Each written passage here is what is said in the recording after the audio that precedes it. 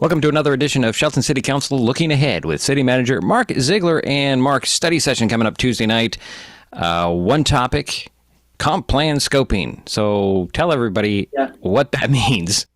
Yeah, one topic, but a big topic, right, Dedrick? This is the comprehensive plan is the city roadmap. It lays out how the community wants to see the city function, develop, and grow now and in the future.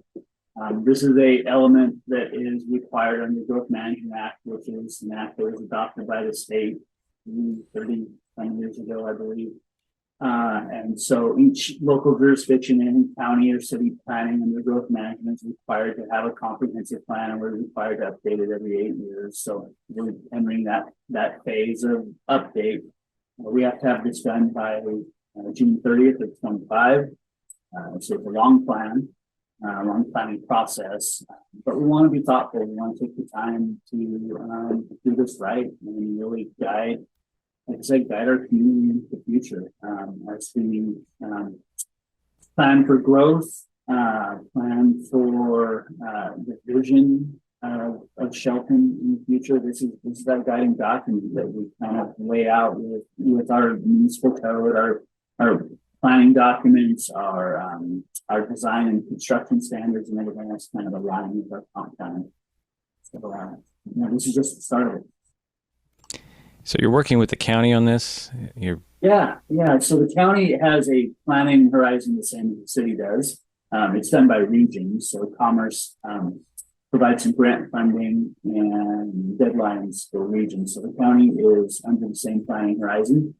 We are working in parallel with them, really for the first time. There's elements of both the county's comp plan and the city's comp plan that are called countywide planning policies. So the county addresses all the unincorporated areas, but also the urban growth areas, which include Belfair and Allan and Shelton. And so within the urban growth area, and the urban growth area is the area outside the Shelton city limits that we anticipate growth. We anticipate the city limits moving out to in the future. So we cooperatively plan in these areas, right? They could be in the county today, but they most likely will be in the city in the future. So we should have common planning practices within that area. So it's not all that different when the city does annex out to those areas. We have common design standards and common zoning practices.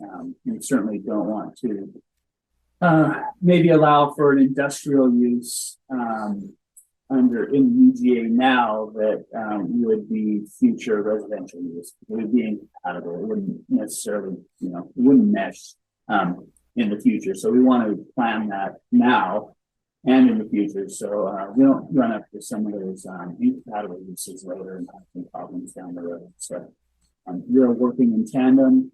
We actually have the same consultant contracted as well as CJ Alliance. They're located in the areas. We have a local office over in the Lacey area. And so when part of the process of developing comp plan, there's a lot of data and background that needs to be harnessed and brought forth. So we're going to do a lot of that for both entities, and if they're doing it for one, you might as well get it for both and save each other a little bit of money. So we're seeing some efficiencies in utilizing the same consultant as well, but also just the fact of the communication and cooperative work that's getting on between the communities. I think it's going to really benefit the entire county, specifically in the city's first in the Shelton area. So public participation, everybody wants to comment on this, right? How are you going to work that in? Yeah. Well, we're just scoping that right now, but we'll have a dedicated page on the city's website. We'll certainly have surveys and public meetings and charrettes, and we hope to reach out to our youth and get out to the schools as much as possible, form a advisory committee, and really give all segments of demographics the opportunity to participate. Utilize neighborhood associations, HOAs, service clubs, and every avenue that we can to gather as much information And we really want to go to the people, right? We don't want to hold a public meeting, civic center necessarily as a lone event and ask people to come here and participate. You know how busy people are. You know how maybe they're maybe more singularly focused on something, whether it's housing, whether it's environment, or utility, or something like that. So we want to kind of get out to those folks that may be more singularly focused, and bring the message to them, bring the planning process to them, and then that typically opens up the door to you know, everything else that's going on ancillary outside of their singularly focused issues. So what might be you know, some, like I said, housing, when we start talking about transportation and sewer and wastewater and stormwater, those are all interconnected. And so we have to talk about all those issues at once. And so we plan on bringing everybody together to, you know, have that full in-depth and full breadth of conversation regarding all of the elements of town, which include parks. Let's see, like I said, housing, climate elements, transportation is a big element there.